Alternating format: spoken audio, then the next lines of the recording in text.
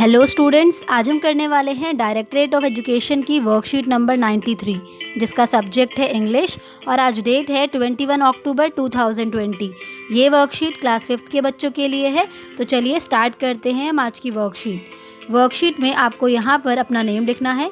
यहाँ पर आपकी क्लास ऑलरेडी लिखी हुई है तो आपको अपना सेक्शन लिखना है और यहाँ पर लिखना है आपको अपने टीचर का नेम।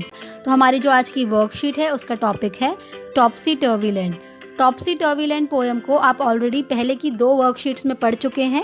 इसके पोएट हैं H.E. विल्किंसन और अगर आप पोएम को दोबारा से पढ़ना चाहते हैं तो मैं उन दोनों वर्कशीट्स के लिंक इस वीडियो के डिस्क्रिप्शन बॉक्स में दे दूंगी, आप वहां से उनको देख सकते हैं। ठीक है। Hello students, how are you doing today.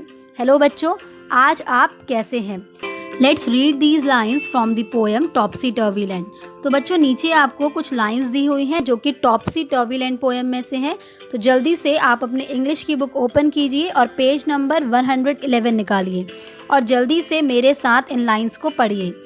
The front door step is at the back, you are walking when you stand, You wear your hat upon your feet in topsy turvy land। तो बच्चों हम already पढ़ चुके हैं कि Topsy turvy land में क्या होता था, सब कुछ उल्टा पुल्टा होता था। जो फ्रंट डोर था यानी जो आगे का दरवाज़ा था वो पीछे था। You are walking when you stand, और जब आप खड़े होते थे तो आप चल रहे होते थे। You wear your hat upon your feet, और वहाँ पे लोग जो अपनी हैट थी उसे कहाँ पर पहनते थे, अपने पैरों में पहनते थे। यही होता था टॉप्सी टर्वी लैंड में। First, tick the picture of a front door step. तो नीचे आपको 2 पिक्चर्स दी हुई हैं। उन दोनों पिक्चर्स में से आपको बताना है कि फ्रंट डोर स्टेप यानी कि आगे का दरवाज़ा कौन सा है। तो बताइए। बिल्कुल सही, आगे का दरवाज़ा है ये वाला। ये वाली जो पिक्चर है ये तो घर के अंदर की तरफ से ली गई है। आप देख सकते हैं यहाँ पर एक विंडो भी है और कुछ शेल्फ्स भी बनी हुई हैं। Second, right the full form of your and it's. तो हमें यहाँ पर यूअर और इट्स की फुल फॉर्म लिखनी है।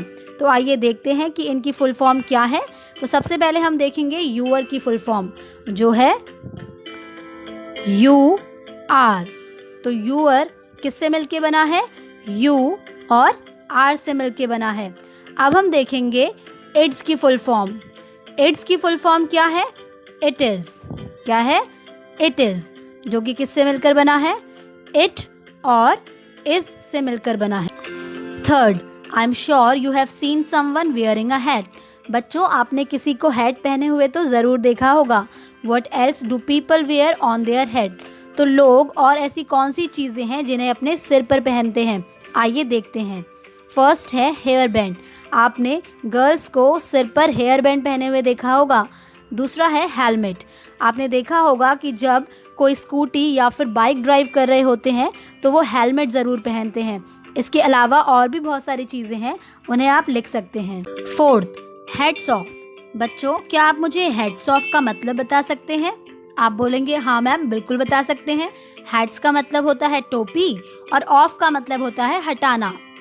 लेकिन यहाँ पर हेड्स ऑफ का मतलब टोपी हटाना नहीं है, बल्कि उसका मतलब है टू कॉन्ग्रेचुलेट और टू एक्सप्रेस एडमिरेशन, यानी किसी को बधाई देना या किसी के प्रति आदर सत्कार दिखाना। अब आप सोच रहे होंगे कि हेड्स ऑफ का मतलब किसी को कॉन्ग्रेचुलेट करना या फिर एडमिरेशन एक्सप्रेस करना कैसे हुआ।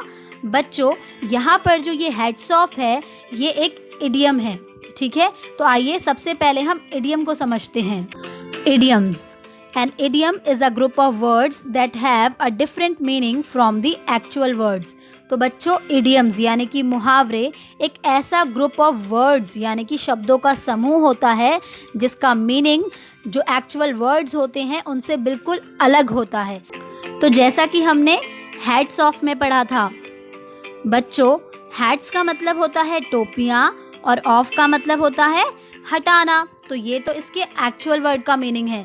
लेकिन जैसा कि हम बात कर रहे हैं कि इडियम्स जो होते हैं वो डिफरेंट मीनिंग देते हैं, इसीलिए इसका मतलब क्या हुआ, किसी को कॉन्ग्रेचुलेट करना या फिर किसी के प्रति एडमिरेशन को एक्सप्रेस करना। बच्चों अब आप हेड्स ऑफ का मतलब बहुत अच्छे से समझ गए होंगे। Heads off to all the doctors, policeman and health care workers who are working for us during COVID-19 pandemic। तो हम सभी doctors, policeman and health care workers जो कि इस कोरोना महामारी के टाइम पर हमारे लिए काम कर रहे हैं, उनको हेड्स ऑफ करते हैं। Question number 5, can you find 2 more idioms in English? क्या आप इंग्लिश में 2 और idioms ढूंढ सकते हो? Write them with their meanings. तो आपको उन्हें लिखना है और उनका मीनिंग भी बताना है। इडियम है वो है अ पीस ऑफ केक। आप सोच रहे होंगे एक केक का टुकड़ा, बिल्कुल नहीं बच्चों, एक केक का टुकड़ा ये तो इन वर्ड्स का एक्चुअल मीनिंग हुआ, लेकिन जैसे अभी हमने बात की थी कि इडियम्स क्या होते हैं जिनका मीनिंग एक्चुअल मीनिंग से डिफरेंट होता है, यानी कि अलग होता है। तो a piece of cake idiom का मीनिंग क्या हुआ? इसका मीनिंग हुआ समथिंग वेरी इजी, यानी कि जो बहुत आसान हो। इसको हम एक बार सेंटेंस में यूज करके देखते हैं। To score good marks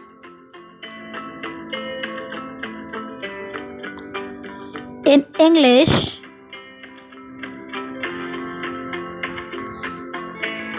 is a piece of cake for Rahul. तो राहुल के लिए इंग्लिश में अच्छे मार्क्स लाना क्या है? अ पीस ऑफ केक, यानी कि बहुत आसान है। बच्चों, अब जो सेकंड इडियम है उसे आपको खुद ढूंढना होगा, उसका मीनिंग भी लिखना होगा और उसको फिर सेंटेंस में यूज भी करना होगा। तो इसे आप जरूर कीजिएगा। 6, make a sentence with the action word walk. तो आपको यहाँ पर एक एक्शन वर्ड दिया हुआ है वॉक, उससे आपको सेंटेंस बनाना है। लेकिन उससे पहले हम ये जानेंगे कि एक्शन वर्ड्स क्या होते हैं। Action words simply express an action. तो बच्चों, जो एक्शन वर्ड्स होते हैं वो सिंपली आपके काम को एक्सप्रेस करते हैं, ठीक है। जैसे कि प्ले, खेलना, जंप, कूदना, ईट, खाना और वॉक, चलना, ठीक है। इसके अलावा भी बहुत सारे एक्शन वर्ड्स होते हैं, तो उनको आप ढूंढ के यहाँ पर लिख भी सकते हैं। तो चलिए अब हम इस एक्शन वर्ड वॉक से सेंटेंस बनाएंगे।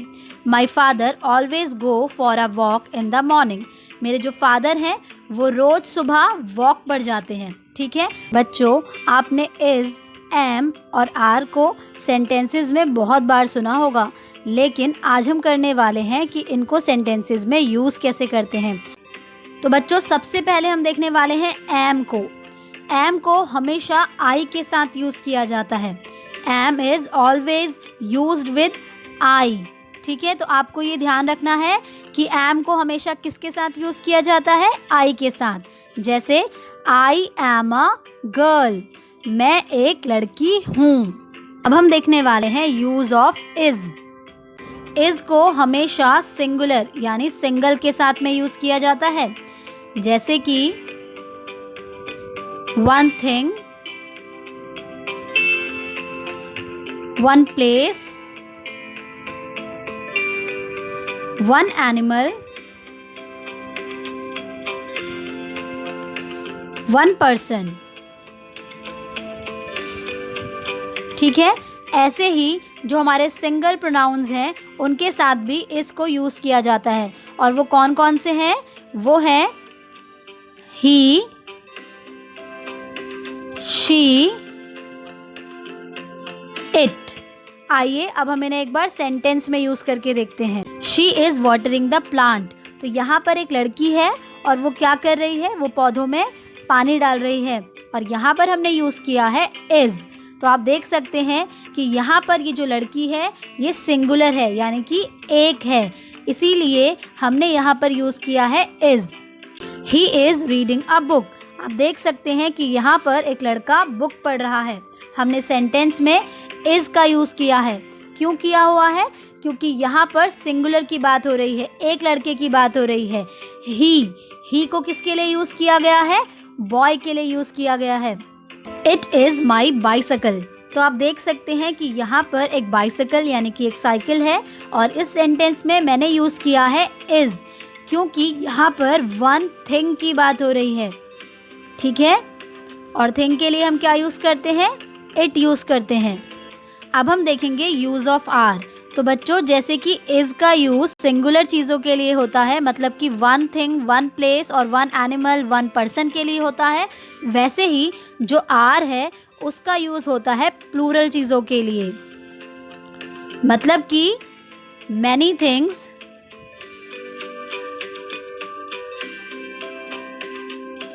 मैनी पर्सन,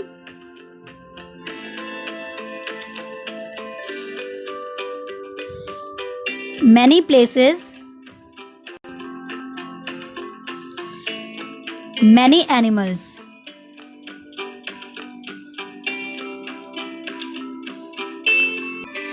लेकिन आपको यहाँ पर एक बात को और भी ध्यान रखनी है, वो ये है कि यू एक सिंगुलर है लेकिन फिर भी इसके साथ आर का यूज़ होता है, ठीक है। तो चलिए अब आर को हम सेंटेंस में यूज़ करके देखते हैं। आप देख रहे होंगे कि यहाँ पर 2 बच्चे हैं। कितने बच्चे हैं? 2 बच्चे, इसलिए ये क्या हुआ? प्लूरल हुआ, ठीक है। They are going to school. आप देख सकते हैं कि मैंने यहाँ पर सेंटेंस में आर को यूज़ किया हुआ है। क्यों यूज़ किया है? क्योंकि यहाँ पर 2 बच्चों की बात हो रही है, ठीक है। नेक्स्ट, तो जैसा कि मैंने आपको बताया था कि हम यू के साथ आर को यूज़ करते हैं, है ना। तो देखिए, you are a small kid, तुम एक छोटे से बच्चे हो, ठीक है। तो यहाँ पर किसको यूज़ किया गया है? आर को यूज़ किया गया है। तो मुझे लगता है कि अब आपको use of is, am, are अच्छे से समझ में आ गया होगा। तो अब आपको करना है अपनी वर्कशीट का क्वेश्चन नंबर 7। आप देख सकते हैं कि आपको यहाँ पर कुछ सेंटेंसेस दिए हुए हैं। आपको इन सेंटेंसेस को पढ़कर इसमें इज़, एम और आर का यूज़ करना है। तो चलिए फर्स्ट सेंटेंस देखते हैं। She dash 10 years old। तो जल्दी से बताइए यहाँ पर क्या आएगा? वेरी गुड, यहाँ पर आएगा इज़, क्योंकि यहाँ पर ये जो शी है ये क्या है? सिंगुलर है, किसी एक लड़की के लिए इस वर्ड का यूज़ हुआ है, ठीक है। ऐसे ही आपको सेकंड, थर्ड, फोर्थ, फिफ्थ और सिक्स्थ करना है।